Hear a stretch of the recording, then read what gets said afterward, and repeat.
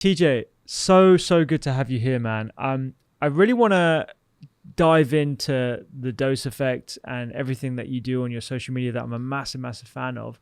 But I think what would be good is to sort of introduce you to our audience and tell us a bit about how you started and how you fell into neuroscience and your journey to what you do today. Amazing. Yeah. Thanks for having me, man. And I would say I first got interested in the world of psychology when I was pretty young. I played high performance golf when I was a kid from like 7 till 14, and golf's a pretty stressful sport. And I came across psychology and psychologists when I was pretty young. And then I chose to study psychology at college and university. And when I was young, between the ages of 16 and 21, I had a bit of a chaotic period in my life, a lot of people passing away.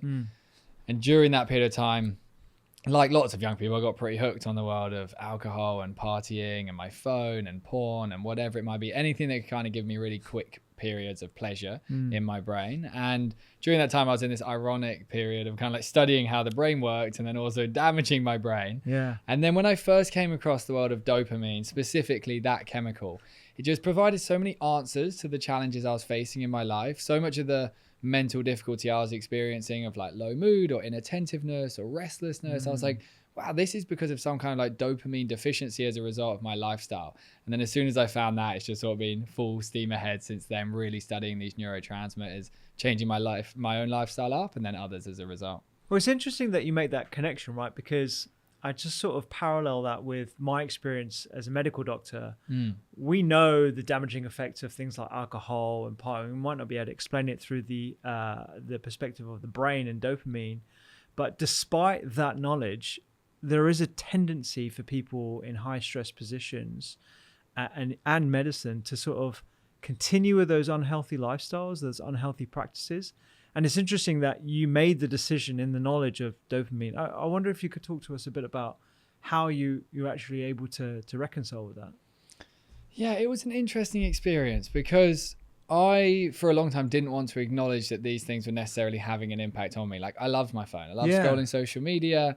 I loved drinking with my friends. I liked smoking cigarettes back then. And I was like, there was a big part of me that just wanted to like leave the door shut, that this could be creating some of the challenges I was facing. And because I'd been through like some grief in my life and various challenges, I attributed all the mental pain I was having to those challenges and not necessarily any kind of behavioral lifestyle habits could have been having an impact. And then I reached this point in my life where I was just like getting this message, this like instinctive message that I really needed to go for long walks in the quiet without my phone. And I loved my phone. So I was like, and I also hated the quiet. And I was like, okay, I'm just going to go out there. And I started going on these long walks in nature without my phone. A lot of it was actually quite an uncomfortable experience because I had all these messages coming up.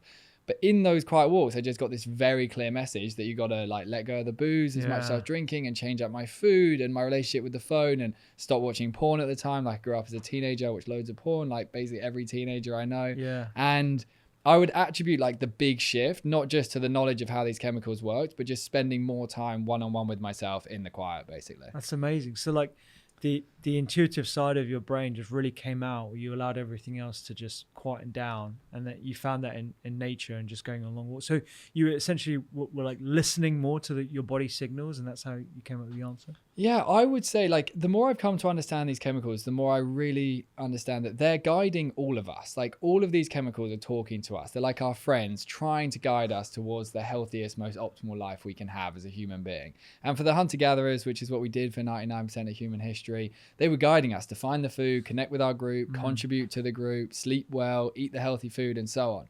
And for a lot of us in the modern world, we're so in the distraction of all of our work and then all of the quick dopamine that we access outside of our working moments that we never actually hear the message that these chemicals are sending us. And if they are sending us uncomfortable messages saying, I'm low in dopamine, so I'm going to make you depressed, or I'm low in serotonin, so I'm going to make you anxious, we typically try and silence that noise with our phone or with food or with booze or whatever it may be. And I was on these walks, and the start of the walks would always be like wrestling with random stuff that was just in my head that I was stressed about. But then I'd walk for quite a while because I could feel instinctively there was something out there in the quiet for me. I didn't know it was going to be the dose effect, but there was something out there for me. And gradually, like, I just found like I literally could hear my body and brain talking to me, saying like, shift this up, try this, shift that up. And then I started aligning to the guidance that was instinctively coming from within.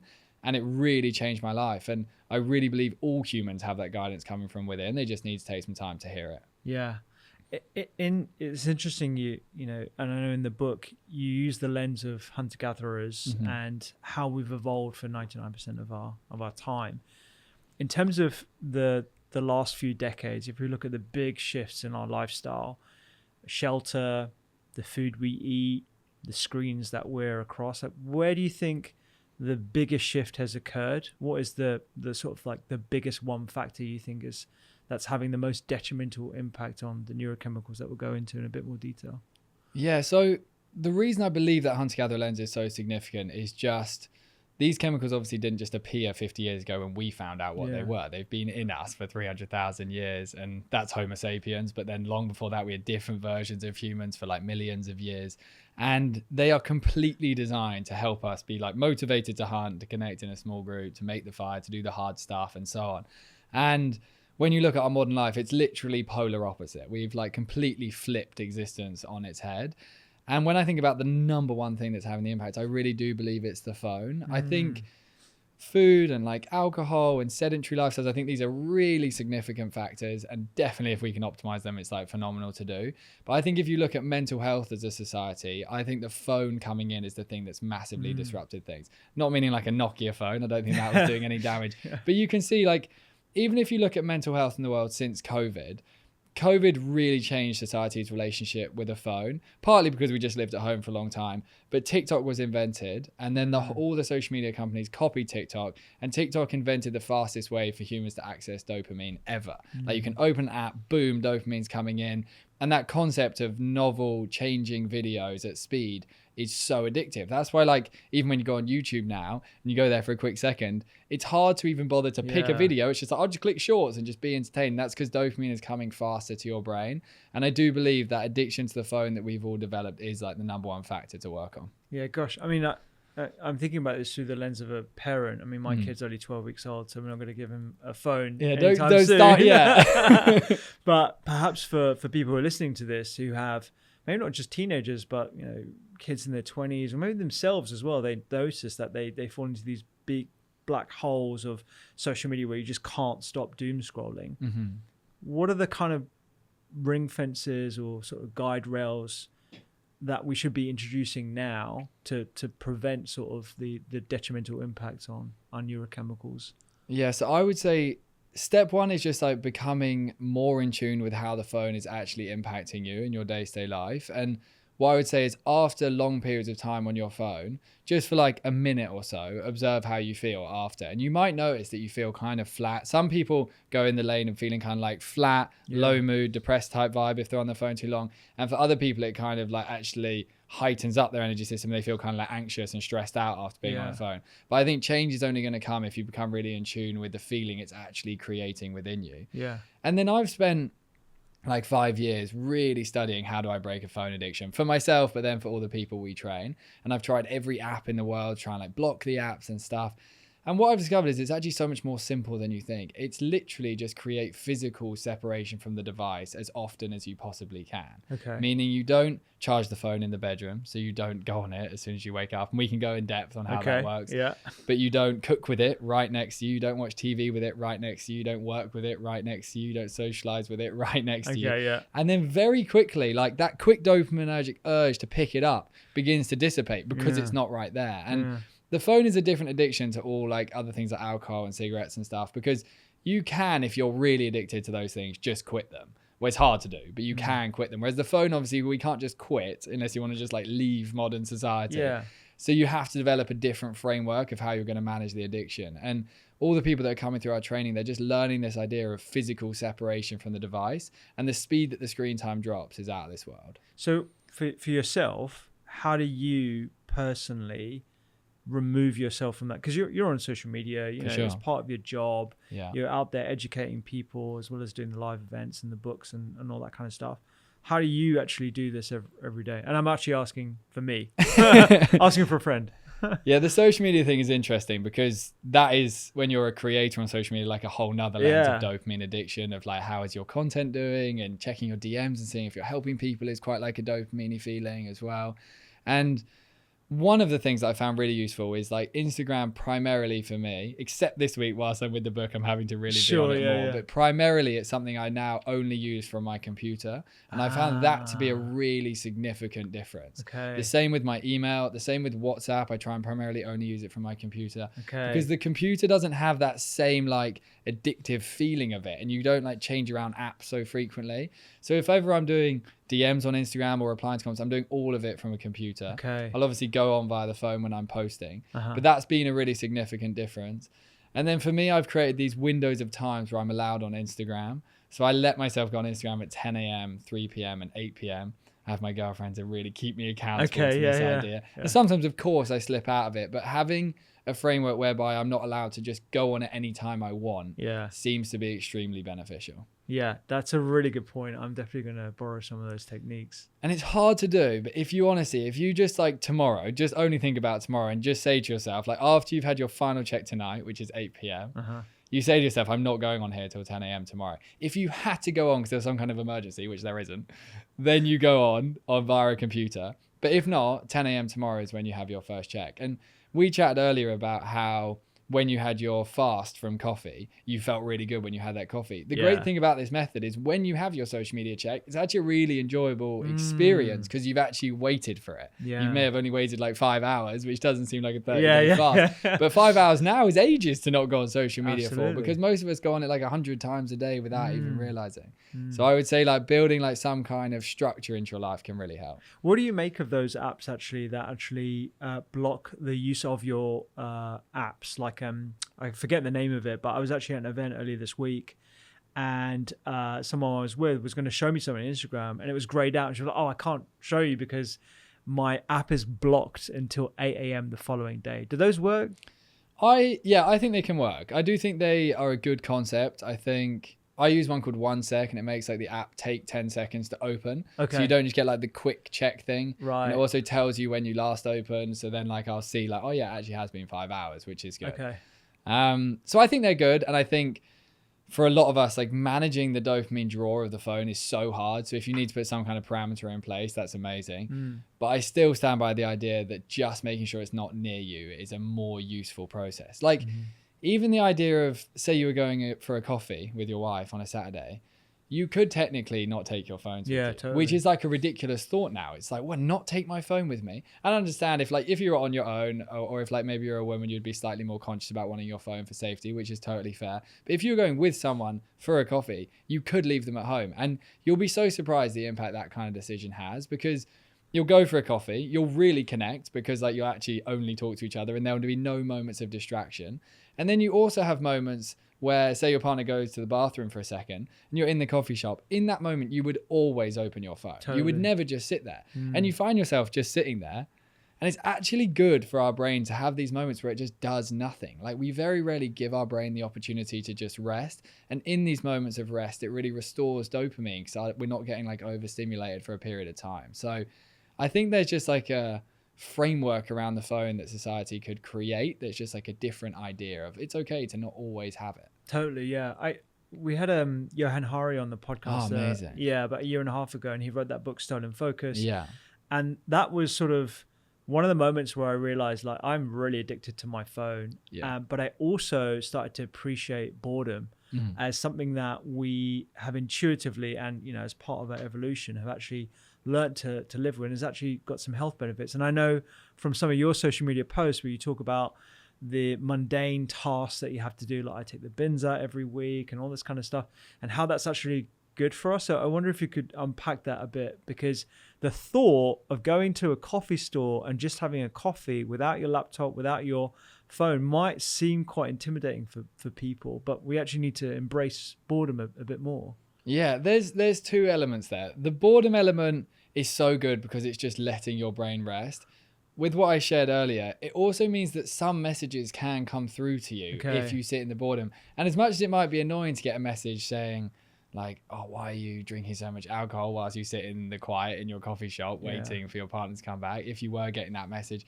But your brain's only sending that message because it's trying to help you to feel better. And it could be a message on anything. It also might send you some really positive messages. Like I sometimes find in the boredom, I'll actually go through like some kind of like, oh, what could I think about right now that would make me feel like really grateful and happy? And then you start listing positive things out in your brain. So like the boredom's just like an opportunity to create within your mind, which is magic.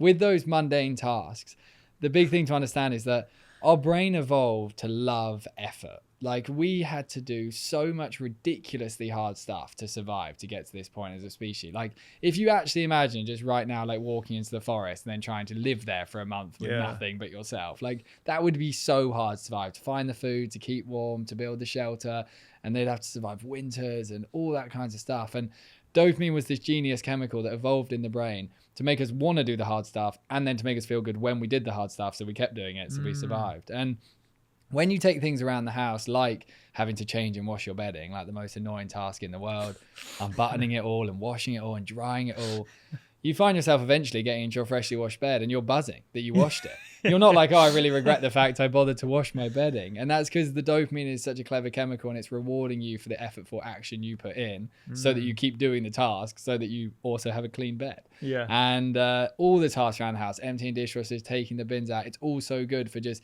effortful action that builds the chemical. And it's actually changed my whole relationship with all the annoying stuff I have to do around my house. Like I hate taking the bin out and I always will let it get way too full, but I'll know when I take it out, it's like, yes, that's quite satisfying that I've done that. Now I don't have to do that for like 2 weeks and let it get really full again. But if you start building a relationship with effort where it's like, this isn't just annoying that I have to do it. There's actually a benefit to my brain. It sort of changes it up for you. Just a quick one. If you want to learn the 5 ingredients that I think are fantastic for inflammation that you should be getting into your diet every week, then download this PDF right now. It's in the link down there, and I'll send you my 5 ingredients for inflammation. Yeah, it's like reframing the story that you tell yourself through the lens of, neurochemicals and actually why this is a good thing for you. And I guess like on that subject of like daily routines and things, I thought we could frame our conversation today through the lens of a day through the dose effect, a week through the dose effect. Like for someone who is commuting or, is doing the school run or is like working from home, like what does a morning, a mid-morning, a lunch look like through the lens of the dose effect? Does that sound cool? Let's do it. 100%. Right. I think if we start with the morning, and regardless of whether you're taking your kids to school, you're going to work, or you're working from home, there would be some steps right at the start of your day that I think would be really good to consider. The first one is the hardest thing to sell, which is the idea of not going straight into the phone. And like in our data at the Dose Lab, we see about 70% of people go straight into the phone. And those people that are actually coming to dose training. So that might be less for the mass. And I really relate to the idea of wanting to go on the phone. Every single morning, I wake up desperate to go on my phone. And our brain is craving dopamine when we wake up. So the hunter-gatherers, they then had this craving to go and do hard stuff effectively. But now we have this instant access to it via the phone. Yeah. But changing that relationship first thing in the morning and beating the phone addiction first thing then begins to change your whole relationship with the phone. Because it's like the hardest moment when you are the most desperate for it, you manage to not do it. It activates this area of your brain called the anterior mid-cingulate cortex, which is like your willpower center. And if you get yourself to not do something that you wanted to do, it gets stronger and stronger every single day, and it gets easier and easier to resist. With that whole idea in mind, there's then like kind of the barriers to it, which is my phone is my alarm, which is fair, so we can go through that. And also you want your phone at nighttime to entertain you, because lying in bed in silence is horrible, because we're all scared of the messages our brain chemicals are sending us. With that idea, I really believe in a tablet being better in the bedroom than a phone, like an iPad of some kind. Oh, okay. Which is like, could be seen as like, how come? And of course, if you can like be a monk and like just get in bed and like take deep breaths and go to sleep, that's 100% the best thing to do. Keep doing that if that is what you're doing. But if you're needing technology stimulation at nighttime, if you get a iPad and it's like a sales pitch for an iPad, but if you have an iPad, if you were to lie in bed and watch like some Netflix or listen to this amazing podcast or listen to an audiobook or watch some like longer form YouTube content, that sort of stuff is not like rapid dopamine. So it's actually going to lead to you going to sleep faster at nighttime because you're not doing this like very quick novel experience like being on the phone. Like you don't interact with an iPad in the same way. In the morning, you're very unlikely to then wake up and pick up an iPad and start scrolling. That would be a very unusual thing to do. And you can use the iPad as your alarm. So you've kind of then like that beats the whole I need my phone thing. So that would be step one, is waking up, not going on the phone, and not having it therefore charging right by your bed, because then you're just not going to be able to resist. So some people who are like purists, let's say, would say you don't need any of that technology. You should just have an alarm clock, and an analog alarm clock is even better.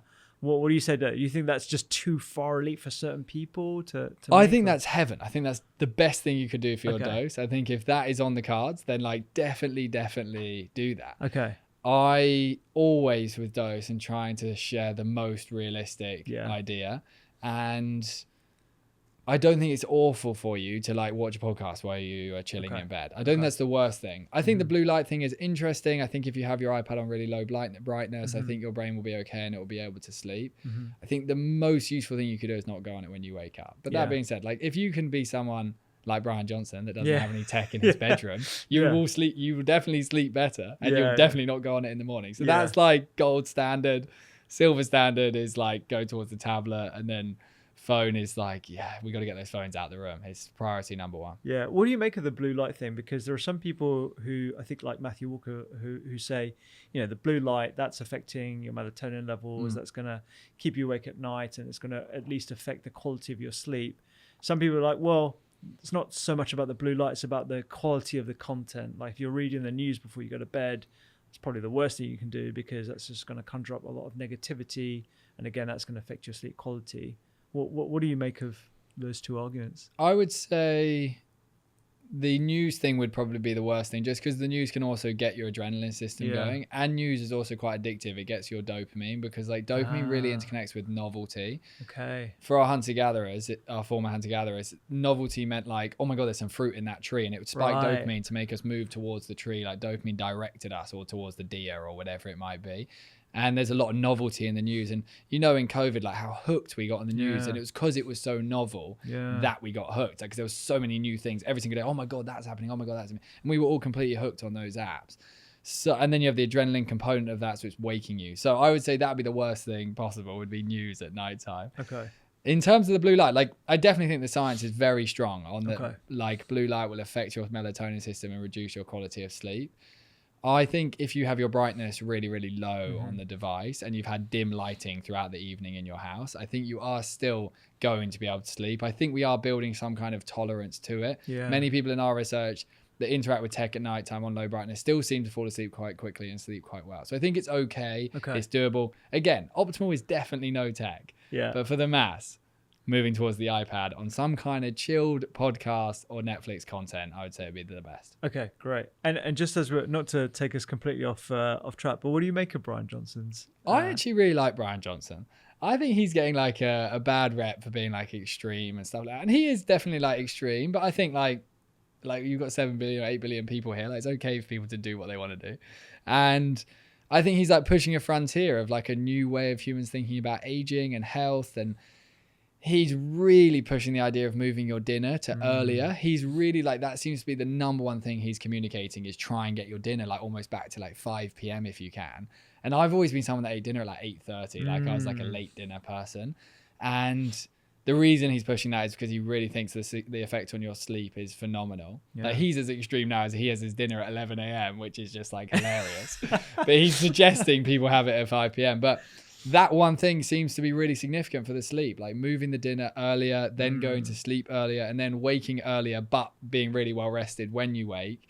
That is one of the messages I've kind of received from him and taken action on, and it seems to be really beneficial to me. So. Totally, yeah. I'm a big Brian Johnson fan. I think he gets a lot of stick, particularly from the medical community, because the way he's doing research on himself is obviously not according to evidence-based it's N of 1 medicine. Exactly, it's N of 1.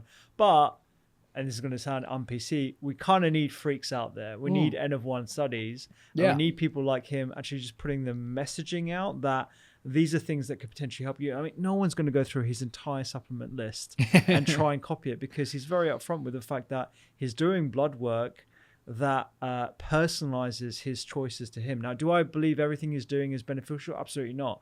I think the low calorie diet he was on and the low protein diet he was on before was completely antithetical to what we know about longevity and diets and all the rest of it. Yeah. But for someone who is actually being data driven and experimenting with himself, I think it's actually quite positive. So yeah, I'm glad you said that about Brian Johnson, because I feel like he gets a everyone's lot being of nasty slack. about him. I also think he's like got a more profound idea around this don't die thing around society and AI and like how humans are approaching like building community and loving one another and not just damaging ourselves all the time. And he kind of, a lot of people say, well, you must be so unhappy because you're living such a disciplined life, like you're not having all the luxuries of being a modern human. But he says he's happier than ever. He loves it. And through the dose lens, like I appreciate the desire for all this stuff more than anyone. Like I was awful with all this stuff, but I have found that the more you pursue a really healthy lifestyle, the happier you become. Totally. And like from the brain chemistry idea, that's because the brain chemicals are going to go, oh my God, they're thriving. Reward this behavior, reward it with happiness. So when he says like, I'm feeling so good mentally as a result of the lifestyle, I think that's true. Like, and you can see it in his energy. So absolutely, I think it's cool. And I think like it ties in with one of the points that we'll come to in your book around pursuit. Like his big pursuit is changing the way we think about aging. Yeah. And actually challenging this notion that we have to die, which, sounds completely wacky and out there. But, I appreciate that because, that's just his mission. It's kind of like Elon Mars and go to Mars and Elon. You call him Elon Mars. It should be Elon They'll Mars. probably call him Elon Mars one day.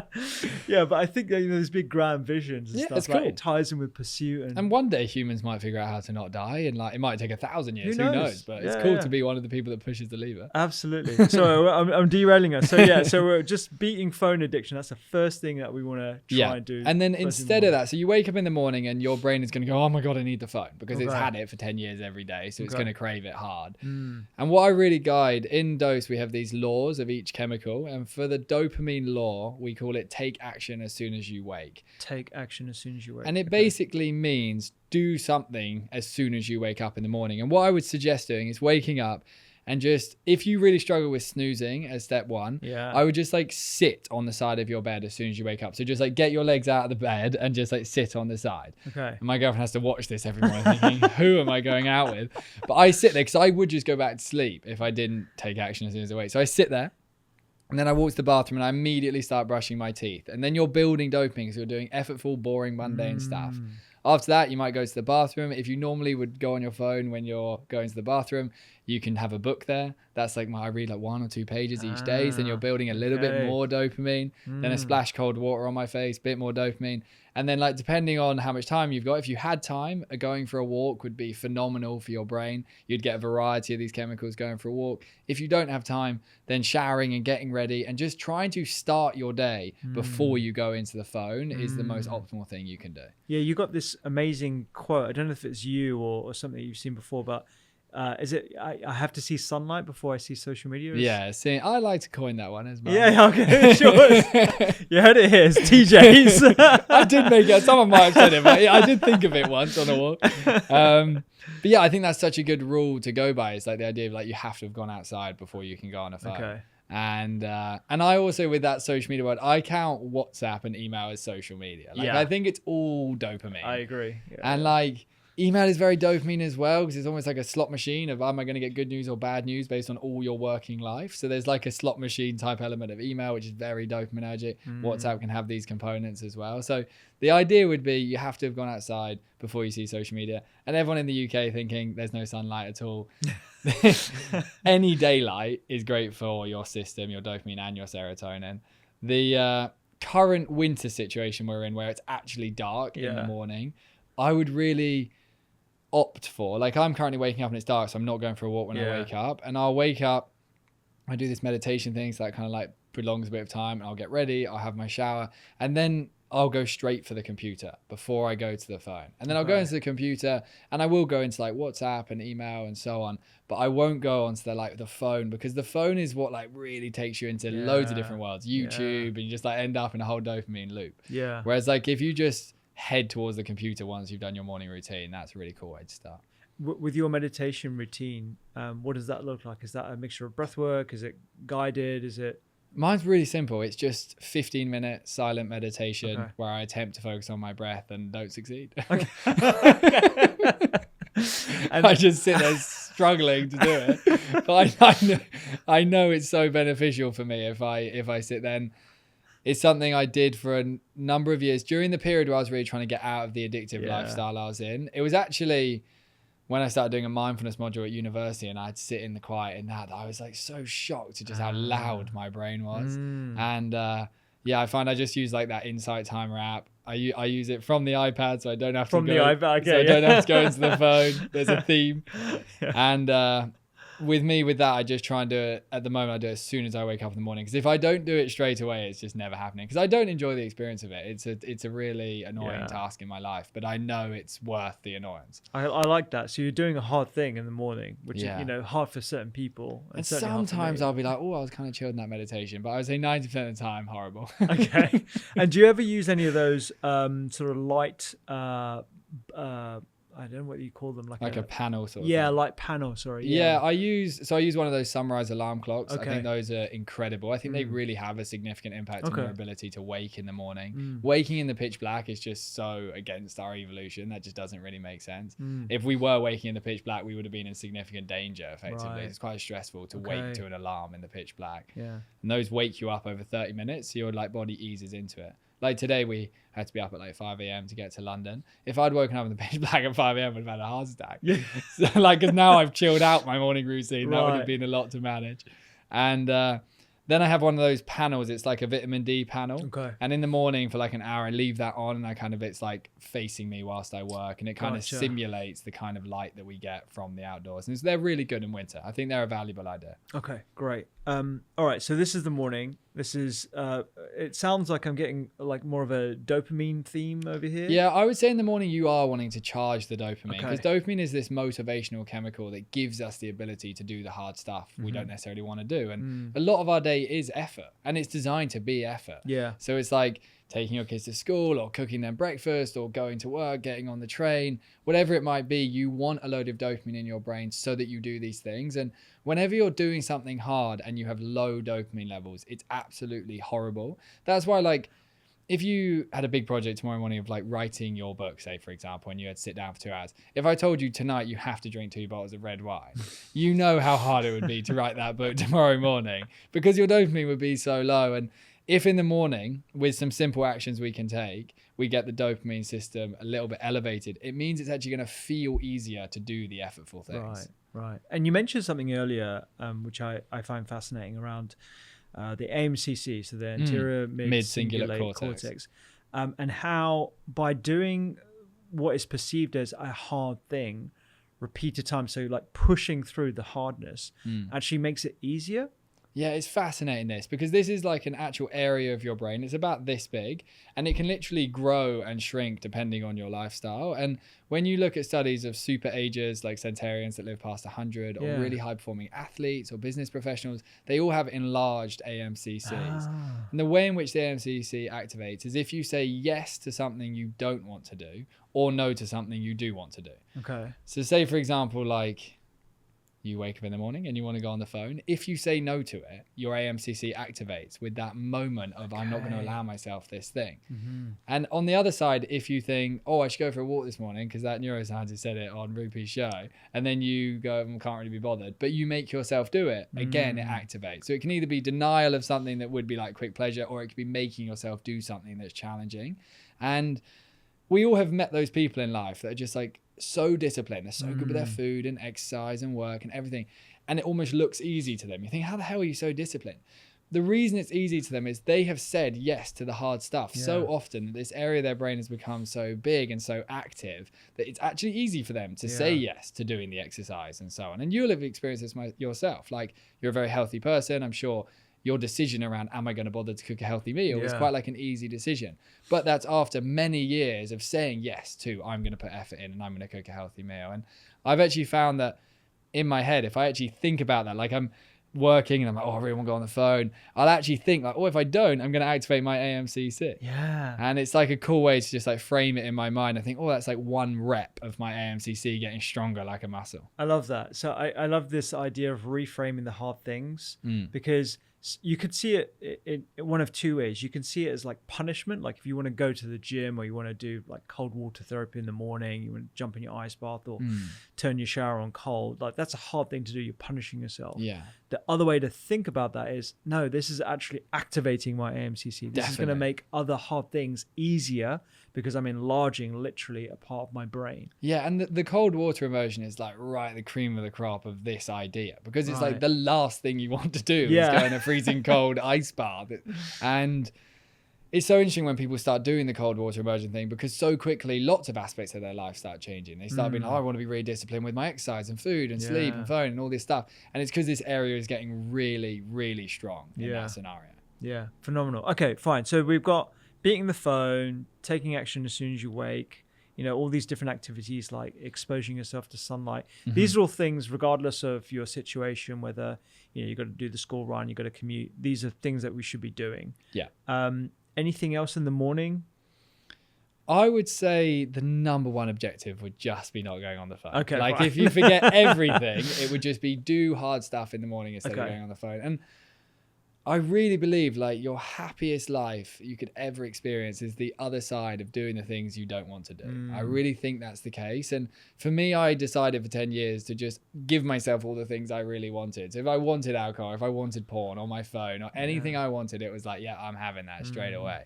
And then when I decided to start not giving myself the things that my brain was really craving for, but giving my brain the thing that like instinctively and from science I knew it actually really needed, that's when happiness like properly came. Yeah, because this ability to be instantly gratified is just so easy for us these days. We can get food straight away, we can get imagery straight away, we can get entertainment straight away, news straight away. So actually distancing ourselves from the ease of that, which is basically in our pockets, that's a really hard thing to do. I traditionally think about hard things like, you know, triathlons, or, you know, making sure that you know, you journal in the mornings, those kind of things, or making time for people.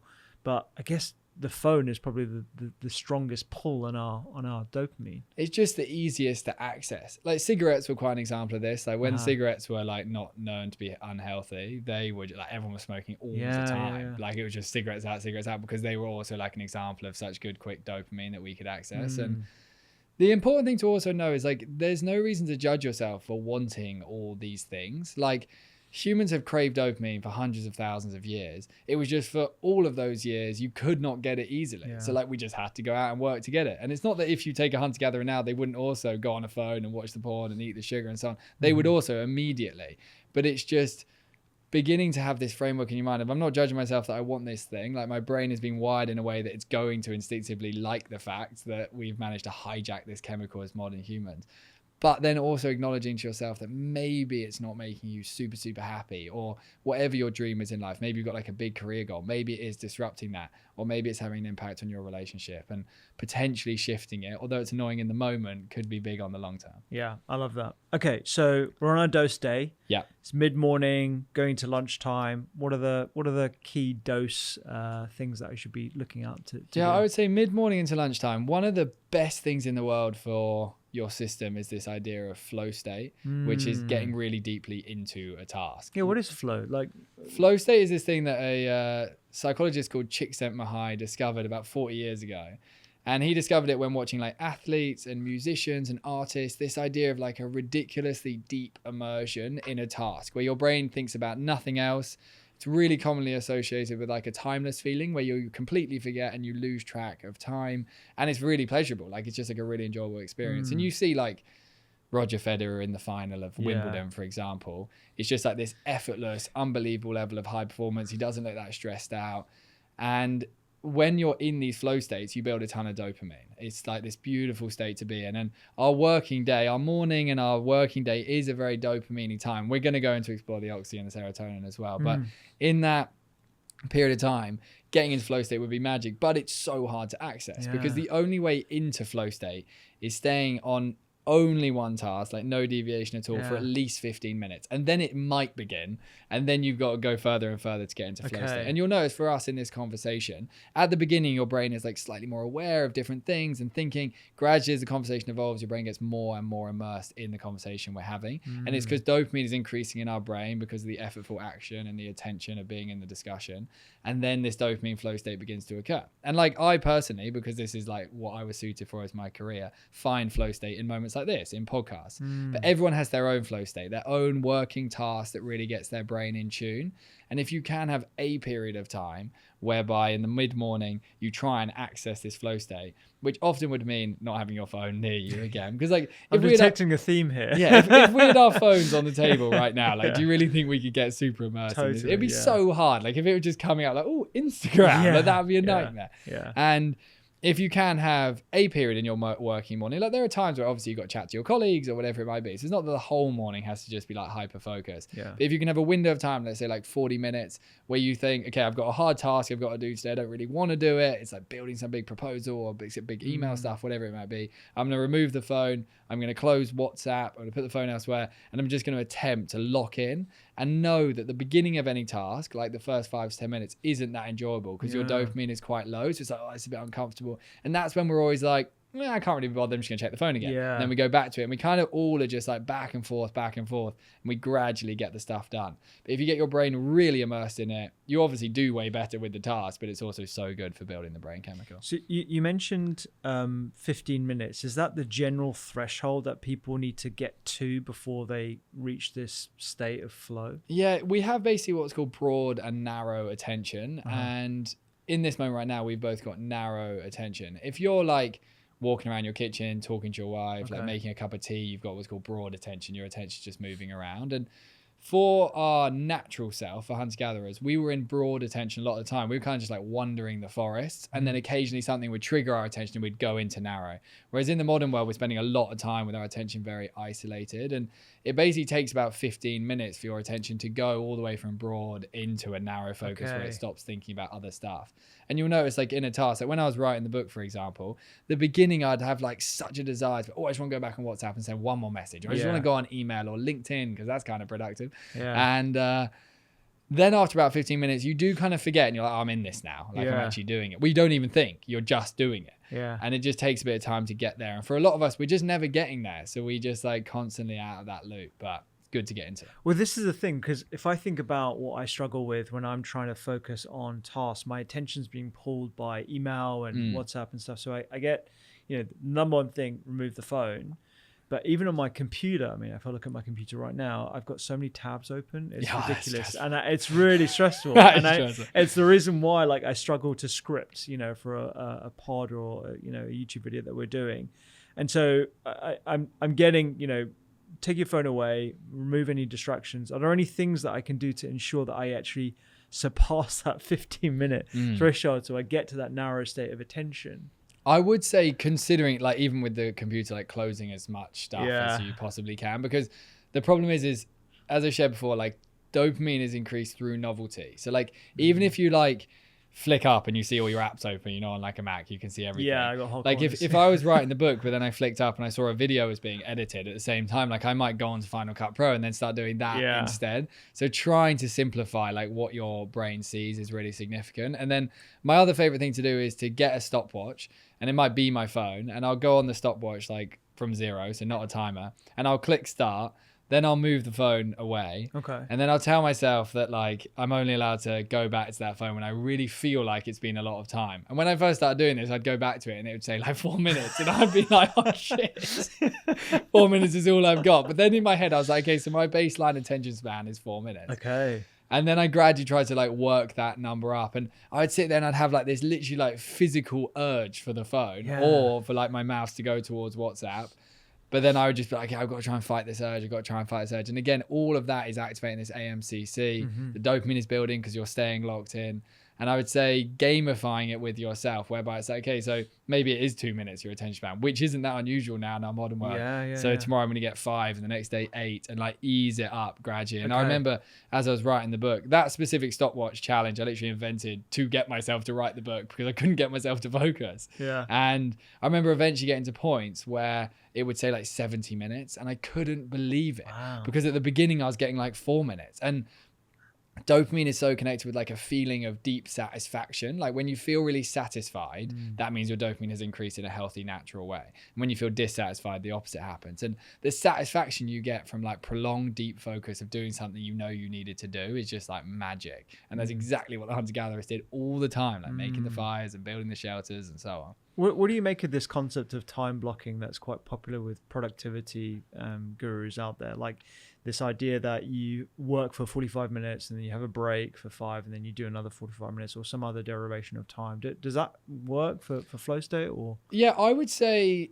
that is a really good concept. Like if that's going to get you to focus for 45 minutes and you were before doing like 5 or 10 at a time, then that's definitely a good way to go. The only thing I would say is when you're getting up to those numbers of like 30, 40 minutes, you're getting to such an elevated level of dopamine that you might actually stay in for a long time. And I wouldn't stop yourself experiencing that potentially magical moment of getting to like 70 or 80 minutes if it was going to be possible. So I think in general, it'd definitely be a good thing to do to commit to a 45 minutes, 100%. But I think if you were there and you were feeling good, like staying in that state would be really cool. Like if like an artist was drawing like a really amazing drawing, but then a time went off and it was like, I'm going to stop now, but they were like really in flow, you'd think, no, you should probably just keep painting or drawing or whatever. So I really like the honesty around, you know, how little attention you had at the start, particularly writing your book, like 4 minutes. I mean, that's how I'm definitely going to do that exercise myself because I feel like I struggle, but I've never been data driven about it. And I want to know how many minutes my attention span actually is. My attention my whole life was just like abysmal. Like in school, I literally couldn't listen. I'd just be straight out, just couldn't listen. I'd be kicked out for not paying attention. And I just thought I couldn't concentrate on anything my whole life. And then when this book task got given to me, I was like, wow, I really have got to write a book. So I've got to concentrate here. And I remember just really thinking through that morning routine. So like, how can I get my dopamine as high as possible? Because in high dopamine, you're going to be better at concentration anyway. And then how can I gamify it? And like, I've been so shocked that like it is possible, even if you have a terrible attention span, it's possible to rebuild it. Yeah, that's phenomenal. Okay, so we're in flow state. It's mid-morning. Yeah. Lunchtime's kicking around. Yeah. What are the sort of the dose themes that we've got around this time of day? Yeah, so I would say this is where like good period of time away from any work messages would be cool. Like I think having work messages, just like a 30-minute break or a 45-minute break or so could be really good at lunchtime. I know at lunchtime we can get like a lot of pleasure from wanting to like watch some YouTube or a podcast, something. And whilst I think it'd be great if you sat and ate your lunch in silence for sure and like looked at the wall and became a monk, that's again number one. But I think it's okay to like consume some content if it's long form at lunchtime. But I think the best thing you could do at lunch is just like step away from any kind of communication with your colleagues for a little period of time and tell them you're having lunch if they need to know. But I think this like constant communication is very overstimulating for our brain. It never lets it rest. And if you want to have a really productive afternoon, it'd be so much better if you rested at lunchtime anyway. You're going to perform at a higher level if you do so. And then for me, the big thing about lunch is just trying to eat like the best meal I possibly could. And for me, I really believe in like eating single ingredient foods. I think the more you can orient towards like a really good high protein single ingredient meal of like, it might be oats, it might be eggs, it might be Greek yogurt, it could be like a steak if I'm in a really excited mood. And sometimes steak and eggs if you want to have like some kind of like power up basically. And I think for me it's just like how really clean lunch away from the notifications.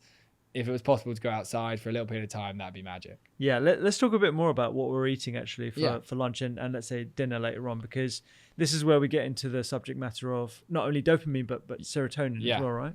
Yeah, so 90% of the serotonin is being manufactured in your gut. So when the nutrients from food come into your gut, it's like, okay, here we go. We can build serotonin. And it's really tricky because we obviously have so many ultra processed foods that are in like everything we eat now. And when those come into the body, whilst they're really stimulating for dopamine, we get like quick pleasure from them. In the gut, they are not a useful thing. And they're not like a useful resource for building the serotonin chemical. And when the single ingredient foods come in, it's like, yeah, look at that. We can work with that. So yeah, I'll really think through the idea of asking myself the question, could the hunter-gatherers have found this meal? I basically will look at the plate and think, could they have come across the foods that I'm eating right now? And like, if they could, I think that's going to be quite a healthy meal. And if it doesn't look like if it doesn't look like we could have found that out in the jungle or the sea or something, then I try and orient away from it. Do you tend to have carb sources in your diet at all? Yeah, recently, about 3 weeks ago, I added oats back in for the first time in about a year. So I was on very much just sort of like meat, eggs, cheese, yogurt, that sort of animal-based almost type diet. Recently, I added oats back in. That's been quite cool. So I've had some carbs, but they're obviously like lower GI, so they kind of like process fairly well. But my main goal will be around the protein. I'll be thinking like mainly protein, and then what else could fill me up. But that's like the focus. And what kind of protein levels do you tend to go for yourself? Have you found like a level that works for you, or? If I was like MyFitnessPaling it, which I'm not, I would say it's like I used to do MyFitnessPal when I was like 20 and wanting to be a bodybuilder, which I failed at. And I would say I'm probably eating maybe like 110 grams a day of protein, something like that, which like would be a little. I know some people say that you should have like a gram per pound you weigh. Like I think that's amazing if you're like really trying to build muscle. Yeah. I would say it is quite hard to eat that much protein. Yeah. I'll eat like 4 eggs, that sort of thing at my main breakfast meal. And then I'll have like definitely steak or chicken or fish in the evening. And typically even like a good amount of that steak or something like that. For some reason, I feel like I'm not allowed steak at lunchtime, so it has to be in the evening. It's like I can't have this much of an expensive lunch, so I have to wait for dinner. I don't even know why that's my mentality, but ideally I'd have steak and eggs at lunchtime. Okay. I obviously I'm a big fan of healthy high protein, and I think ensuring that we're getting as a minimum 1.2, but if you're active, it should be like 1.5, 1.6 grams per kilogram of body weight. Yeah. And if you wanted some extra gains, particularly if you are trying to bodybuild, then it's like 2.2 grams. Yeah, I'm probably around the 1.6 per kg. Yeah. And I think it's a good sort of rule of thumb to have like 20 to 30 grams of protein at each meal, because you want to distribute that protein across the 24 hours. Because that helps with satiation, it reduces hunger, reduces your cravings, all that kind of stuff.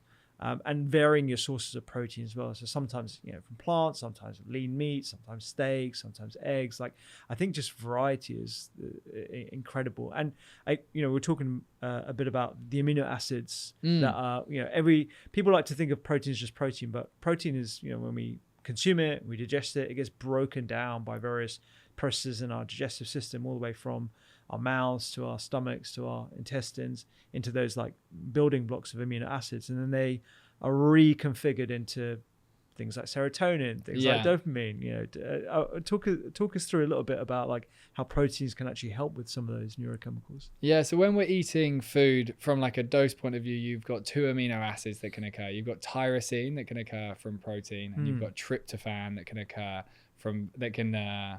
from more like carbohydrate type sources. And it's very interesting because obviously we're low in dopamine as a society. We've almost got like low dopamine disorder, to be honest. And if we can up the protein in our diet, we're definitely going to provide like a more foundational ground to build dopamine molecules from. It's not like the protein will just increase dopamine, but it just like provides resources so that when we're in flow state, there's more of a resource to build the dopamine in that moment. And that would come from like your protein rich foods. And then something like sweet potato, for example, is a really good example of tryptophan, which would be a good food for serotonin production. And that's why I really try and eat like those more carbohydrate things at nighttime, because serotonin is like a mood, energy, calming chemical. So I think if I have like sweet potato in the evening, it's going to like chill my body out. It's going to build serotonin and help me move towards sleep. And then if I have like really good protein, like eggs, for example, at lunchtime, it's going to be building tyrosine, which is going to help with the dopamine. Nice. And let's say I'm at work and I'm in front of my desk the whole day. I'm in my flow state. I'm doing my articles, scripting, whatever it might be. Are there other activities that can help with the dose chemicals? I know you've talked a bit about stretching and how you want to make sure that you're moving around, but what are those kind of things? I'm a big believer in randomly doing press ups. I have like a press up addiction, and I think it's so good for you. I think like just randomly doing press ups is ridiculously good for you. My girlfriend would laugh because she has to watch this all the time. Yeah. But our bodies obviously were moving all day. Like I watched this show all about the Hadza, which is this tribe in Central Africa, and they move on average for 9 hours a day. Yeah. And I was watching this hunt they were doing, and this guy who was with them had done like 32,000 steps, and it was like 2 p.m. So like our bodies are designed for a hell of a lot of movement. Now obviously just sit like this all day, tapping away. And I think just like randomly doing 5 or 10 press ups or 20 press ups, however many you've got in you, is like a really good way to just keep your body active. I also do the same with squats. I quite like handstands as well, so I'll do some handstands. I don't think that's a requirement for your dose. Sure. But any kind of physical hard activation is going to get your endorphin system going. And endorphins are magic. They evolved to really help us cope with physical and mental stress. And for our former hunter-gatherer selves, we weren't like stressed by like what's happening politically or how does our bank account look or all this like modern stress, what's going on with our kids, like in terms of their school or something like that. We were stressed by, are we going to starve to death or be killed? Like those are the two things that were really stressing us out as a species. And the one thing that's really in common with those two scenarios is physical action. Like you'd either have to fight for your life or you'd have to try and find food, which again would require physical action. And our brain evolved in a way whereby if we were in stressful situations, our body would move and endorphins would come in and they would remove the stress from our brain so that we were more likely to survive that scenario. Okay. So when the bear was chasing you, you weren't like, oh my God, a bear. You were just like running as fast as you can to try and get away from the bear. And in our day-to-day life, obviously we're not running from bears, but we are getting stressed out a lot. And anytime you physically activate the body, so you like do some random press ups, or you stretch your body a bit, or you go for a walk, or if you can, like do some more exercise than that, then you're activating endorphins and they're taking stress from your mind. They're literally just de-stressing your brain and body, which is really useful because like I'm someone that gets pretty stressed out. Like I've got very high standards for myself. I'm like, what's this? What's that? And if I just know like physically activating my body as often as I can, it's going to help. So any moment, I'm just trying to think about this through the perspective of someone who has a day peppered with stress, whether that is, a gnarly email you get from work or whether it's, an issue that you've got with your kids' school or whatever it might be. The sort of antidote to that, or one of them, is to get your body moving, whether it's randomly doing press ups. If you can do a handstand, great, but going for a walk. Yeah, definitely the handstand is not like a recommendation. That's like a fun thing. Sure, but like, moving your body in a way that's going to suck up the stress. If you think about stress, you'll notice that when you feel stress, you literally feel like a tightness within your body. You feel like almost like a frustration. A lot of people find that stress also accompanied with like almost anger. Like you almost feel like annoyed at whatever that piece of information was. And we then like whenever we were stressed, like we would physically like release it from our body by running or whatever it might be. Whereas now we just like consume the stress, swallow it, and our adrenal system just has to swallow all of that annoyance. And then we want to turn off the stress. So then we head for the quick dopamine. And then it's like, oh, okay, now I'm scrolling. I don't feel stressed at all because I'm like watching random shit on TikTok. Okay. And it's like, but all that stress just like stayed all stagnant in our body. And if we can try and have the concept of like, I need to release this. And you see this like big time in kids. Like when kids get stressed out, they literally like physically act out. And that's because their body instinctively knows it needs to move. It needs to like, if you get really annoyed, you literally like, want to punch a wall. And it's like our body accompanied that feeling with hard physical action for hundreds of thousands of years. And now it's like we're getting so much stress into our mind and then we're just like taking it in. So having an idea of like, I need to get this out of me is a really good framework. And if something really stressful happened, like going for a walk and getting outside, or like it can be movement in your home. And then if you had the opportunity to do a workout, like for me, I typically will do my workouts later in the day because I know like work will be stressful. And if I can try and get rid of it in the evening and like get it out of me, like I literally imagine it's like stuck inside of me and I need the endorphins to like come in and be like, oh, let's get rid of this. Then I think that's super powerful. It made me think of something that my wife gets me to do when the weather's a bit better. At the end of the day, we always go for a walk and we're like phones away and all the rest of it. And we just sort of like decompress the day. And I think before that, and I think a lot of people will resonate with this, we tend to swallow our stress and store it within us. And what I'm hearing is we can distract that from that stress through dopamine hits like social media or comfort eating, emotional eating. Yeah, that's a huge one. Or we can release that stress, discharge that stress through what sounds like physical activity. Definitely. And there are a few alternative ways as well that you could get this endorphin system to activate. Singing, for example, is so good. And like, we've all had that moment of like singing in the car thinking like, I could actually win the X Factor, even though you're terrible at singing potentially, like I am. But the singing again provides this like physical activation of the body. And like, if you were to cross compare like listening to music, humming to music, or really going for it when singing, you'll notice you feel best when you just really go for it and you sing, if you were to compare them against one another. And that's because it's going to release these endorphins. So singing is another magical way. And sometimes I'll have like had a stressful meeting and I'll get in the car and I think, oh, the last thing I want to do is sing, but I'll just like put some songs on that I know the words to. Okay. Gradually I'll like ease into it. And then eventually I'm singing so much that like, because I'm so focused on trying to get the words right, I'm like not thinking. So my brain's having a rest from that worry and it's releasing this chemical and it's chilling my body back out. Gotcha. What's your go-to song? If I really need it, there's this song called Spirit Bird by a chap called Xavier Rudd. He's like some Aussie dude. Okay. And that can solve any problem for me. That's good to know. That can really get me feeling. I might listen to that today, actually, in like more of a celebratory idea. It's a powerful one. Mine's Don't Stop Believing. Yeah, I mean, that would be endorphin heaven. Yeah. If you could get some dance moves in there as well, like they're going to be firing hard. I love that. Okay, so discharging stress instead of distracting. Okay, so it's the end of the day. Mm-hmm. We're moving into the evening time. What are the sort of the dose themes that we're moving into at this point? Yeah, so I would say one of the first things I'll do as you finish work is have some kind of check-in with your brain as to what you accomplished in that day. And when we look at oxytocin is this beautiful chemical that connects us to humans, but it also connects us to ourselves, and it creates this feeling of love within us as humanity. And we're super hard on ourselves as a species now. We're super we're in a lot of comparison with how we weigh up against everyone else in society. And you can finish a day of work and look at tomorrow and think, wow, I've got so much more to do. And then just like not give yourself any credit at all for the fact you just worked for 10 hours. Yeah. And we call it achievements in dose. But if you can just have a moment where you just like maybe look back on the calendar and look at your day and think, oh, I did that meeting, or I did this or that. Or you look at like your task list and you think, oh, okay, I did these things. But just have a moment where you just think, okay, today was good. Like I'm going to be there tomorrow to work anyway, but you actually celebrate some of the achievements. It's super powerful for activating oxytocin, creating a bit more of a loving relationship with yourself, which is super key for this whole mental health conversation. So do that as you finish your working day.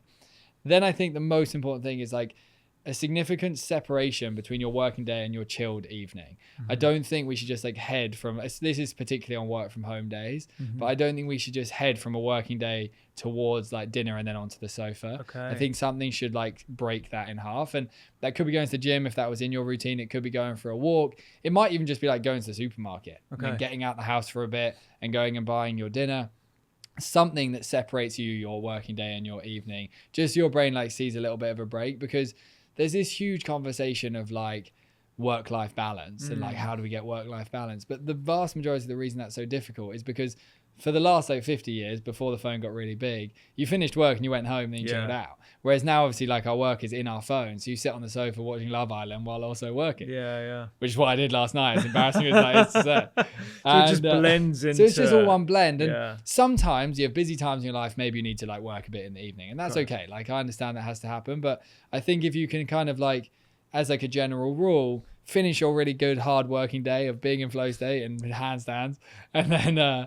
not at the handstands, and then take your break and then come home in the evening and think, okay, now I'm going to chill from work for a bit and I'm going to cook my dinner, maybe connect with your partner, maybe your like kids at home, you're going to hang out with them for a bit, and then maybe we're going to watch some TV. But you have like this period of really separating from the work, and this kind of then returns us to the morning objective, which is separate from the phone again. And I think the evening, having this idea of phone fasting, of I'm going to put the phone elsewhere and have as long as I can without this device. And if you put it in a phone elsewhere, like I'll have times where in the evening I know work questions will be like needing to be answered, but I'll still leave my phone in the office, and then I'll occasionally think like there'll be a break on the TV or something. I'll be like, okay, I need to go and check it. So I'll go in there, I'll stand by my desk and I'll reply to the messages, and then I'll walk back to the lounge and then I'm away from it again. But it's just like the challenge for our system is just always being able to check it. So it's just like, Yeah. if you can have that separation in the evening, that's awesome.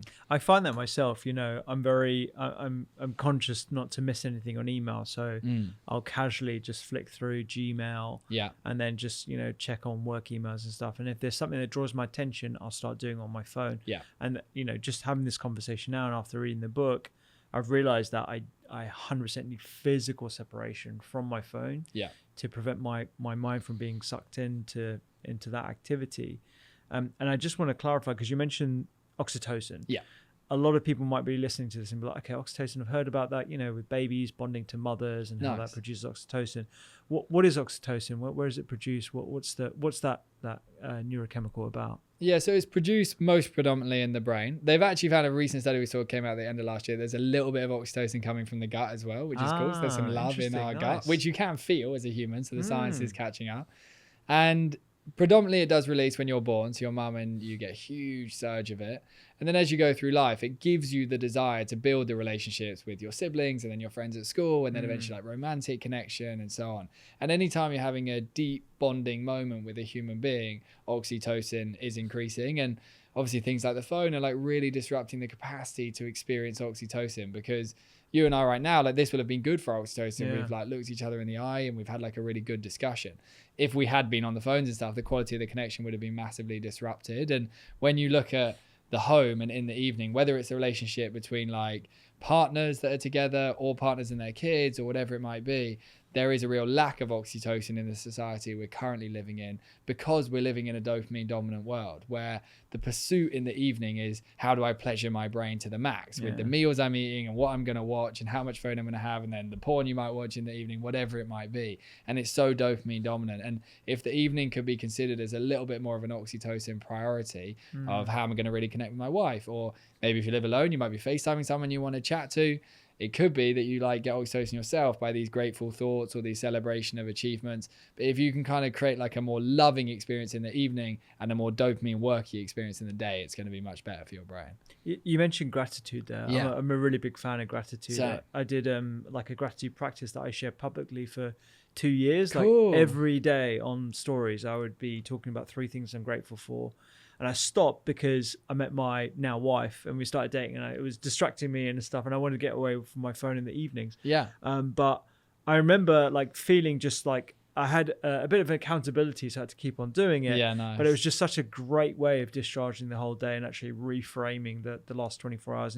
And you speak quite a bit about gratitude in the book through the lens of, is it oxytocin? Or? Through oxytocin, yeah. And gratitude is one of those things that I think society is really familiar with the idea we should be grateful. Like we all know that that's a good thing to do. I think the challenge is that we're maybe lacking like a consistent practice with it. Yeah. And everyone that gets into the gratitude thing becomes like really evangelical about like everyone should be really grateful because like it's so positive what it does to your brain. And we, my girlfriend and I really do think about this grateful idea, and we try and have a process in the morning with the meditation of like saying out loud what we're grateful for.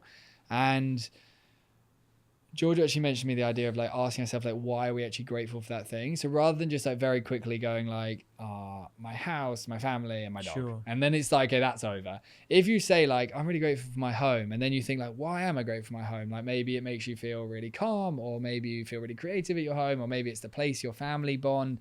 But if you like actually go a bit deeper on those thoughts, you start to have a really positive emotion in your brain. And that positive emotion from a neurobiochemical point of view is oxytocin. It's love for your life as a result of the fact you're feeling grateful for the life you have. And in our world right now, the comparison is so hard to manage. Like I struggle with this all the time, like measuring everything against one another, whether it is your work or your money or your success or your looks or whatever it is. Like we're all in this, let's all compare everything. And everyone has the unique thing they care about that they're then comparing against one another. And comparison is just constantly thinking about what you don't have. Yeah. And gratitude is all you're doing is thinking about what you have. And it's like the complete polar opposite. Yeah. And if it can become a part of your daily routine, I think it's very, very, very beneficial. Yeah. So our dose day looks very much like trying to wrench ourselves away from our phone, particularly in the mornings, doing hard things, getting into this flow state, being intuitive about what we eat and intentional about how we move our bodies during the day. Yeah. We want to have good peaks of oxytocin by doing things like gratitude, ensuring that we are patting ourselves on the back at the end of a hard day. Yeah, nice. And whenever I think about my to-do list, I always think about the things that I haven't done, but I'm going to reframe that to Just focus on the things in the I have morning, you done. can think about what you need to do. That's Yeah, cool. sure. At night time, you can think about what you've done. Okay, great. Dose practices for the week. So these are perhaps bigger things that you can't necessarily do every single day. What are some of the dose practices that you think people should pepper into their week? Yeah, so this is where I'd love to bring nature into the conversation, because nature is so massive for this whole dose system. And I actually, in this book, there's 20 actions that people are gradually guided to add into their life. Okay. 5 on each chemical. And in the book, I argue that the nature action is the number one of all 20. Oh, wow. And obviously, I think these other things are pretty important. Sure, yeah. But I think nature is actually number one. And there's like kind of 2 reasons for that. One of them is that nature is phenomenal for your serotonin system. There's this brilliant scientist in Japan called Keeling who has done lots of research on what's called serum serotonin when you're in forests, and this idea of forest bathing. The Japanese have used it a lot as a treatment for mental health. And it's really clear that, unsurprisingly, we spent 300,000 years running around in a forest. And when we hang out there, it really improves the health of our brain and this system. There's that component. The other component is, I think so much of the difficulty we're facing in society with our food and sleep and phones and relationships is that we're so against nature now. We're like living completely in the opposite direction of nature. And for me, I found the more time I spent in the natural environments, the more I just instinctively as a person wanted to be nature. Like I wanted to live in the most natural way I can. And when the pursuit becomes, I want to live really naturally, all your decisions start changing about when you're going to go to sleep and when you're going to wake up and your food and so on. So on the weekend, I think if you can high dose nature, I think that's an absolute dream. Like if ever in the weekdays there's a good opportunity, like a walk in the morning or lunchtime, or if it's summertime, you can go in the evening, that's beautiful. But I think in the winter, on the weekend, I think if you can really have an idea of like, I'm going to attempt a 2-hour walk in nature with people or on your own if you're cool with that, but like a really good amount of time, getting a load of sunlight, a load of time away from the tech, potentially a load of like great connection with the people that you're with when you're walking. If you've got young kids, like get them out there because they need these hard activities as well. And I think that is just like magic for our brains. Yeah. Any other things that you think we should be peppering at? I appreciate the nature one because we recently moved to just like an area outside of like the center of London, and I've been trying to immerse myself in greenery as much as possible because I feel those effects. I haven't had those sort of the intuition about what I should be doing and how I should be living my life like you had at the start. Because you had the phone with you. Probably had the phone with me. That's probably why. Yeah. I promise you, if you this weekend went for like 60 minutes or 90 minutes and you left your phone in the car or something, if you need it, like put it in a bag and put it on an airplane so it's like not accessible, and then you just think for an hour, I reckon you'll be absolutely blown away. I really believe if you do it, you'll message me and go, I can't believe this idea I've had about my work. I'm actually thinking about doing a silent retreat this year. Okay. Have you heard of those, or have you done those? I've heard of them. I haven't done one. I'm almost too scared. So I'm like one of the other way. Like I'm quite extreme. Like, you know, if I want to go running, I'm going to sign up for a marathon. You know, like I'm sort of extreme in that way. I mean, what are your thoughts on silent retreat? I mean, you're gonna hear the message if you go on a silent retreat. It's coming through. Whatever's there to be guiding you. You're gonna hear it. And like, I definitely wouldn't see any like harm in doing a silent retreat. I think meditation's powerful. I think if there was like kind of Buddhist practices as well that you might get taught about in the silent retreat, then I think that'd be super cool. It's gonna let the mind attempt to still itself. I'll feed back to you. In general though, like we mentioned that idea of dopamine fasting when we were chatting earlier. And there's people like, there's big YouTube videos like do a 30-day dopamine fast where you have like no porn, no sugar, no phone, no this, no that. And I think those concepts are really good. I just don't think I don't think they're necessarily like realistic as like long-term sustainable solutions in your life. A silent retreat could be a really powerful, life-changing experience, but it's not something that just like the whole world's going to suddenly go on a silent retreat. Totally. But the whole world could go for a walk for an hour without going on their phone. Like that's a possible idea. And I think consistent action on these things is actually going to layer up and provide huge benefits. One of those moments would be like really, really cool, and you might have something really profound happen, but it's not necessarily as easy just to sustainably to commit to. Yeah, I agree. Okay, so you've got nature. What's the other dose practice for the week, do you think? What have we had? We've had a fair few of them. Fasting, we've got flow state, discipline in your homes, gut health, sleep, nature, singing.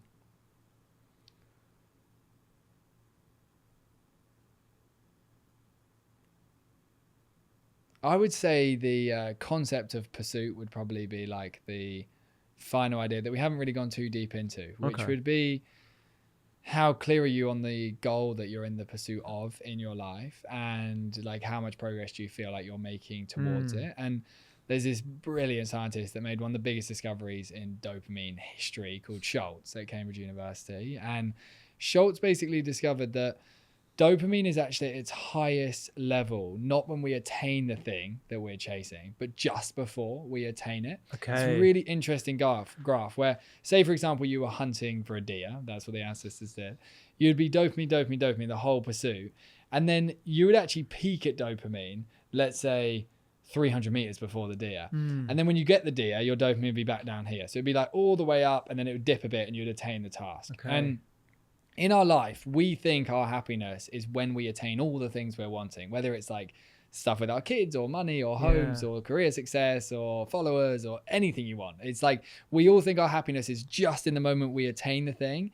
But it's clear from the science that happiness is actually right at the peak of when you're in the pursuit of the goal itself. And it makes sense from a dopamine point of view, because you don't need tons of dopamine once you've actually got the thing. You need it to be really high when you're just about to get the thing to motivate you over the line. And that's why, like, in a marathon, when people run a marathon, sometimes people can be like really thriving at like 20 miles to 23, 24 miles. And then when they get really close to the end, they start to find it really hard. And it's because they've had this like acknowledgement in their brain of they are going to make it. They now know, especially on your first marathon, it's like, okay, I've got 24 miles. I know I'm getting over the line. But for a lot of the journey, it was like, I don't even know if I'm getting to that 26 miles or whatever. So it was rising and rising and rising. And then it dips just before the end and it becomes very hard to get over the line. And in your day-to-day life, I think considering how clear you are on what you're in the pursuit of is a really important practice. There's a lot of famous examples of sports people who have like attain the biggest successes possible, you know, fighters, cyclists, and then when they achieve the championship or the gold medals, they get depressed. Is this what's potentially going wrong? 100%. Like, depression is very interconnected with dopamine, and we know that because when you're in depression, it is so hard to do anything, like to make yourself have your shower, cook your food, go to the supermarket, make your bed. It's all horrible when you have depression, and your dopamine is so low that it's very hard to make yourself do hard stuff. And that's like a clear indicator of how interconnected dopamine is with the experience of depression. But for their whole life, you take like a gold medalist, like athlete at the Olympics, they've been on that dopamine journey. I'm going to go, keep climbing. And then they've attained it, and then their dopamine starts to dip. And like, if they were doing their first ever Olympics and they had another one, they wouldn't get depression, because it's like, I'm in the pursuit of what's coming in 4 years' time. So they could then climb it back up. But if you knew you'd attain the thing you were always seeking for, then it's going to drop hard. And you see this with musicians as well. Like, they reach the absolute pinnacle. The same with actors. The same with people when people win the lottery and they suddenly get like a few million in the bank. You think happiness follows all these things, but really it doesn't. Like, the opposite can actually occur. And our brain had to be so deeply hardwired to never stop chasing, because like we never could experience like these concepts that we're talking about now, like winning the lottery or whatever it may be, when we were hunter-gatherers. And no matter how much food we managed to get, our brain was wired that it wouldn't go, okay, we've got enough. It would just keep chasing, keep chasing. And if I turned up to a hunter-gatherer tribe now, like one in Africa, and like the Hadza, and I gave them all the food and resources they could ever want. Like, I gave them all the shelter, everything they could need. In the moment, they would get dopamine. They think, oh my God, like, this is amazing. If I turned up there 60 days later, they'd all have depression, because they wouldn't have kept being in the pursuit of challenging hard activities that were making their dopamine build. And in our day-to-day life, like, it's really easy to get into quite like aimless loops where you're kind of just like ticking along with your work, but you're not necessarily like really in the pursuit of making progress with it, or with your health, or with your relationships. It's like very easy to coast now, because like that's just the society we've set up. And the other massive thing that happened for me is, if you're someone that leans towards all the addictive stuff, the phone, sugar, porn, alcohol, whatever it might be, I personally found that the only way I was willing to really sacrifice these things is if I was sacrificing them in order to attain something else. And like, say for example, the porn thing, like no one talks about porn. Porn's just like a secret thing that like vast majority of the world interacts with, particularly men, but women too. And when I started like really looking at the porn thing, I was like, okay, so I know I get a lot of pleasure if I watch porn. When I was a teenager, I discovered it and I was like, okay, that's entertaining to watch. Like I wanted to have sex as a teenager and this was an alternative version. But then even into my 20s, even if I had like been in a relationship, it was still something I wanted just because it provided a load of dopamine. Yeah. It wasn't like some big thing I loved. It was just like, woo, I know I get immediate dopamine from this experience. And then I started like really thinking, okay, like I need to try and come off porn. Like I really wanted to authentically share this message. So I wanted to come off these dopamine things. I didn't want to like sit here saying this is how you solve dopamine and then go back and watch some porn. And I started like really observing how is porn affecting my dopamine, meaning how is it affecting my ability to take action when I wake? Yeah. Because that would be a good indicator that your dopamine is high. If you wake up and you can do hard stuff, your dopamine is healthy. And I started really observing, like, if I watch porn, how do I feel when I wake? And how productive is that start to my day versus how is it not? And I really began to see like a clear parallel. Like it was like more effort was needed to try and get myself going. And then then there was like a change in my mindset around porn because my motive to come off it was that it was interfering with my capacity to get the career that I wanted to attain. So then because I had such a clear pursuit, I was willing to sacrifice that addiction. The same then began to happen with like booze for me. Like I was definitely drinking way too much booze because I just got like way too much dopamine that I wanted to consume loads of it. But then when I paired booze to how is booze impacting my ability to attain what I want, or how is the phone impacting it, then I began to make sacrifices. But if there wasn't something to sacrifice for, I'd be like, well, what's the point? I just keep with all of it. Yeah. I'm glad you're talking about porn and alcohol and all these things that are, especially porn, which is very taboo to even talk about, even though it's watched by the vast majority of, mainly men, but like you said, females as well.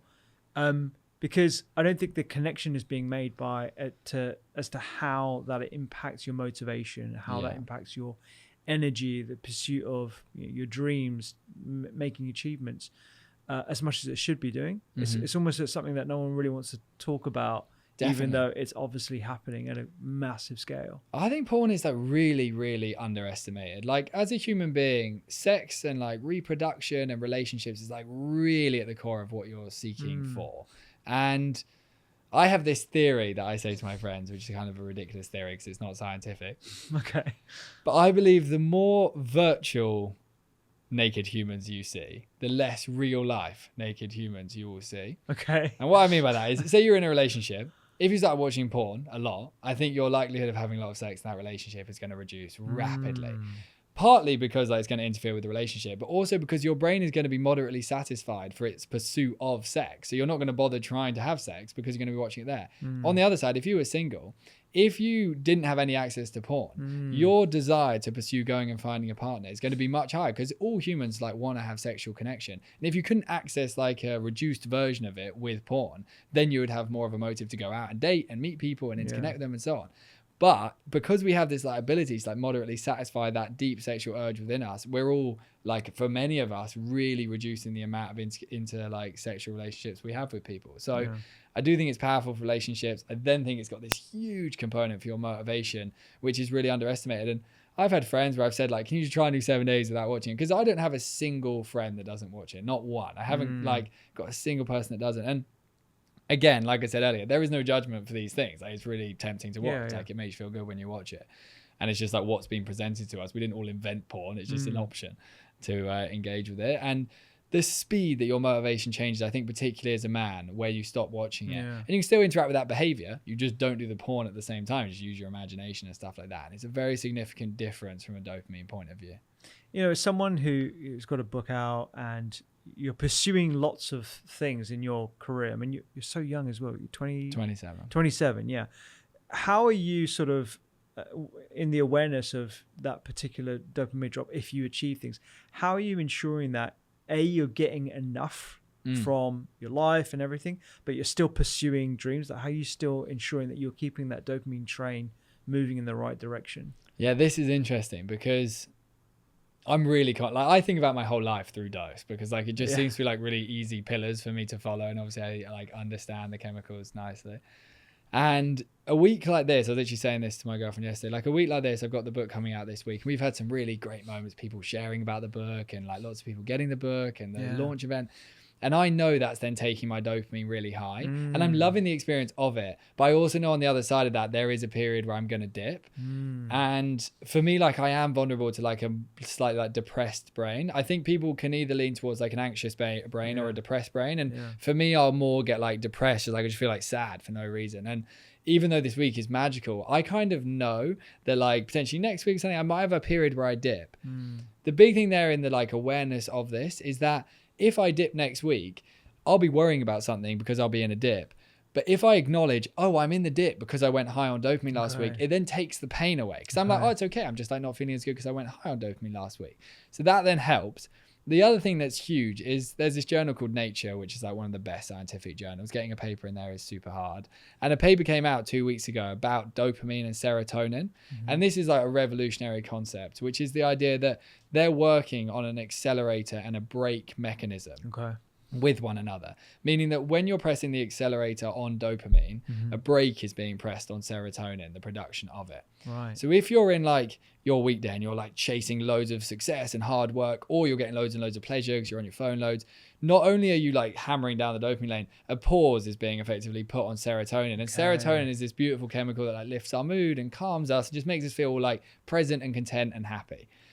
With that in mind, I was thinking about this through like my last break from work, through Christmas and stuff like that. And I was thinking, if I really press the serotonin accelerator, a brake will also be put on dopamine. And for me as like a massive dopamine addict, that's super useful because like if I pursue tons of nature and healthy food and naps and rest and breathing, and like that's all the serotonin world, all this like natural human, not doing anything for the sake of attaining something, just doing it because it feels good. Like a nap, you don't do it because you're trying to like get to a goal. It's like, I just want a nap. It feels good. The same with the healthy food, the same with the walk, the same with like all these aspects, being out in sunlight, calm breathing, meditation. And now I've started like trying to frame my lifestyle as dopamine week and serotonin weekend. So it's like, I'm going to be like hard at work in the week. I'm also going to want to like, for me, social media pleasure is Twitter, like X. I like find it interesting to scroll X. I've got loads of like scientists I scroll on there and I love seeing their point of view. So I'll do that like a fair bit in the week. It's like dopamine week. And then on the weekend, it's like, how can I just absolutely hammer this serotonin accelerator, pause the dopamine? And then I know that's going to help me with my like slight vulnerability to a more depressed brain. I love that. I love this idea of, you know, the stress brain and what your propensity is. Is it more anxious? And actually, if you can figure out which chemical you're probably in excess of or in deficit, or maybe you can sort of utilize some of the points in your book, some of those activities to sort of readdress the balance. Because I guess what we're trying to do is get balance across the milieu of different neurochemicals, and we're only talking about 4 here. There's so many others. But you know, that idea of balance and actually ensuring that you as calm as possible, like that's I guess the ultimate goal, right? Yeah, they're like an orchestra. They just want to be like perfectly in harmony together. And if you took a hunter-gatherer's lifestyle, they would be doing loads of dopamine from the hard work, but they were super connected to their group because you had to be to survive. And then the serotonin was completely taken care of because of all the sunlight, nature, sleep, healthy food. And then endorphins was physical activity. So they were just in this perfect dose bliss. And when you look at the Hunter, there's this guy who went there.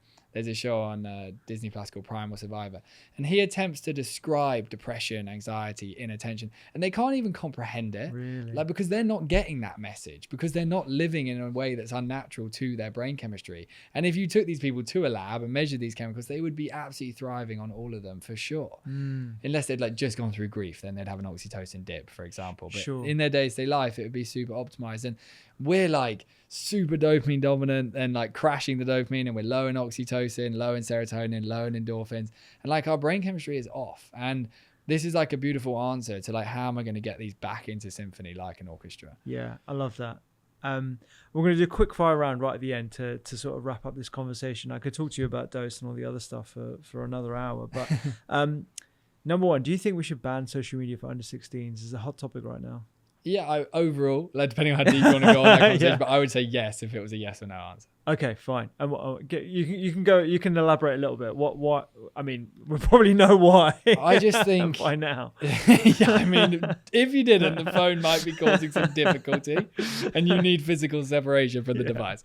I just think it's like super hard to manage dopamine in general, and social media is just like so entertaining. And I think if young people could be allowed WhatsApp and that is their, like, I don't think Snapchat should be a thing. Like, I'm on Snapchat because I've tried to understand the kids, and it's just like dopamine chaos in there with the streaks and the videos. And the porn in there is huge for young people to see. And I think my number one goal with all the teenagers we train is just get them into parks and socializing. Like, just do exactly what all the teenagers did before them that weren't anxious and depressed, which is hang out in parks after school and play sport and like see each other, go to each other's houses. And I think social media is moderately satisfying their desire for social connection, so they're not bothering. And then I think if you pulled the social media out, they'd want to go and see their friends. For parents, I feel like they're in a bit of a rock and a hard place. It's a similar issue with ultra processed foods, right? Because the kids love that stuff and they can't get them onto healthier food, and it's cheap. And it's cheap. The kids love their phones and social media and they can't get them off. Like, how does a parent create a healthy boundary without being, authoritarian or literally taking their phones away? They need an activity that's going to provide them with as much pleasure as the phone. It can't just be like, right, tonight 2 hours off your phone, sit on the sofa and meditate. They're going to hate that, and the dopamine is going to go so low that they're going to get like angry and frustrated at that. They're going to experience like drug withdrawal effectively. Like, that's what kids have when they come off the phones. Like if you're an alcoholic and you come off booze, you feel horrible. The same with caffeine withdrawal. And so they need to find an activity that's going to give them the same level of like dopamine, but actually in a much healthier way. The way to find the activity is to, if they'll let you scroll their social media feed with them, do it with them. If they want to do it on their own, they can do it on their own. But you get them to try and identify what's the most frequently occurring video in their feed. Okay. The reason that's the most frequently occurring video is because they're instinctively actually probably good at that thing, and that's why they're interested in it, but they're not actually engaging with it themselves. Right. And we ask this to kids, like, kids will be like, I absolutely love cooking videos. I watch them chop it up, make it, do everything. And then you ask them if they do any cooking and they do none.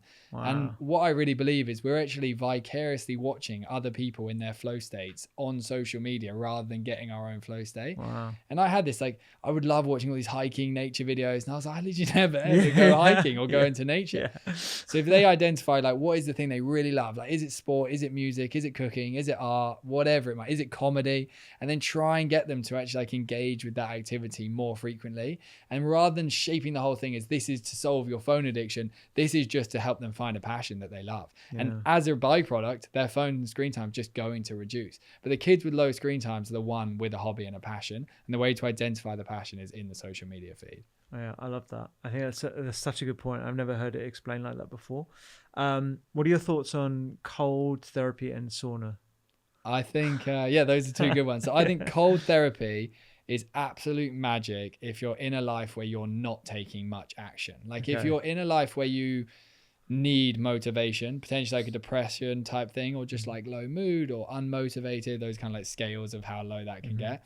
I think in that world, cold water immersion is beautiful because it's going to really jack up the dopamine and it's going to get you into momentum. Literally, it feels like it's giving you momentum when you have it.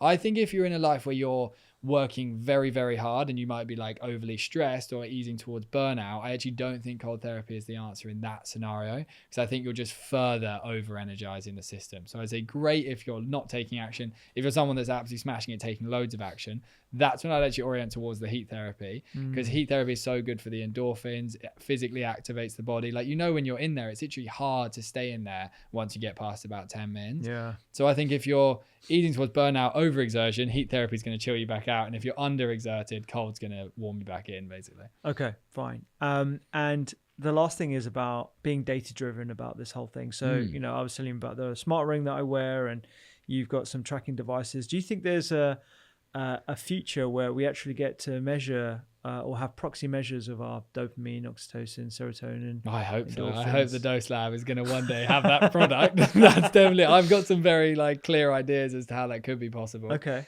I don't think it's soon. I think it's at least a decade before we have a real-time measure of these chemicals. I think you're going to have to get inside the brain. So that's like a very complicated other conversation of would we ever put something in our brain? You can do things like blood plasma, and you can do urine, and you can do saliva, but they're not real time. So they're not that useful. They're good for helping us understand the chemical as a whole, but it's not like getting HRV or like a heart rate or a sleep metric, because that's like real time and you can take action upon the data. So in time, yes, I hope one day you're going to have some kind of software that says DOSE, and then you'll see exactly which chemical you're low on, and it'll give you the immediate action to take. Yeah. I think that'll be a great concept. But I think for now, the best thing you could possibly do is get very familiar with the symptoms if you're low on the chemical. And just to remind you, like if you're low in dopamine, you're in a very inactive, can't be bothered, low mood state. So that means you just need hard things to warm you back in. The most simple one would be cleaning your home environment, because it's like something that will get you going. Oxytocin would be like lonely and unconfident, not feeling lots of love in your brain and body. And that means you need connection with human beings or connection with yourself.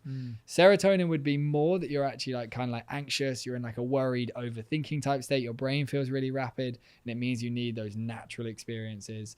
And then endorphins would be like a stressed, angry feeling. And then you need physical action. And those symptoms are such a beautiful framework, because then you can start thinking, okay, rather than just I feel bad, so I'm gonna have some alcohol, then some chocolate, then social media, and then porn, like an evening routine like that. It's gonna be like, I feel this way, so I need like something to boost my dopamine or something to connect me or lift my serotonin and so on. Okay, last question. Hit me. Alcohol, yes or no? For me, no, but not necessarily for the whole of society. Like I really overconsumed alcohol and quite enjoyed doing it, to be honest. But then eventually I knew that like a magical life was not the other side of me consuming lots of alcohol. And I then really reduced it, and I could like force myself to like go and just have like 1 pint with my friends or 2 pints, but it would activate this dopamine within me that would really want more. But I reached a point where I could stop myself having more, but I would just sit there like talking to myself about how I'm not allowed it, basically, because I'd be like, no, you shouldn't have, like if you have 3 pints, it's going to screw up your work tomorrow. So then I would just have this like conversation during my whole social evening with my friends of me trying to stop myself drinking too much alcohol, and that was just annoying. So for me, it was more useful just to be like, okay, I'm just not going to have alcohol.